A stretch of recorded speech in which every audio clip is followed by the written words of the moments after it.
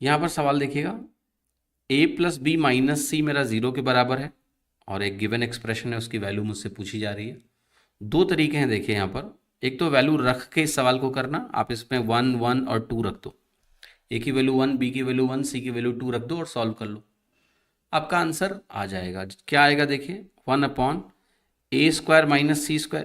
देखो a और b अगर 1 और 1 है तो यहाँ पर a और b कट जाएंगे, बचेगा -c²।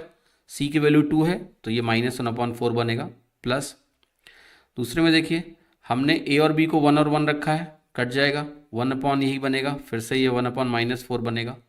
तीसरे पार्ट में चाहिए, आपने a और b को 1 1 रखा है, c को आपने 2 रखा है, तो ये बनेगा 4 -2 बनेगा, -1 यहाँ 1 बनेगा। तो ये वैल्यू पहले दो कंबाइन होके -1/2 बनाएंगे और तीसरा पार्ट भी ये +1/2 बनाएगा, वैल्यू हमारी शून्य हो जाएगी, आंसर मेरा हो गया ए। तो ये सवाल को करने का एक तरीका हुआ वैल्यू रख के, जिसमें कोई प्रॉब्लम नहीं है, सवाल आसानी से इस तरह से किए जाते हैं। बट अगर आपको इस सवाल को ट्रेडिशनली करने का मन है तो आप कैसे करोगे, ठीक है। तो देखिए गौर से, इसमें जो ये पहला पार्ट है ये क्या है, अगर आप बहुत ध्यान से इसमें देखना चाहें तो मैं इसको 1/a² minus b² plus c² बोल सकता हूं, आप कहोगे यस, कह सकते। तो अब आप यहां पर क्या करो ना, a को एक तरफ रखो और c माइनस बी को उधर लेके चले जाओ, मतलब 0 की तरफ राइट हैंड साइड में ले जाओ। अब अगर आप स्क्वायर करोगे तो यहाँ a² मिलेगा, यहाँ पर आपको c² plus b² minus 2bc मिल जाएगा। तो जो एक्सप्रेशन आप यहाँ देख रहे हो, ये वैल्यू किसके बराबर होगी, ये वैल्यू हो जाएगी -1/2bc होगी।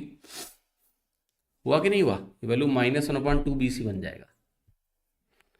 इसी तरह से आप इस चीज को अगर सिंप्लीफाई करेंगे तो ये -1/2ac बन जाएगा या 2ca बन जाएगा।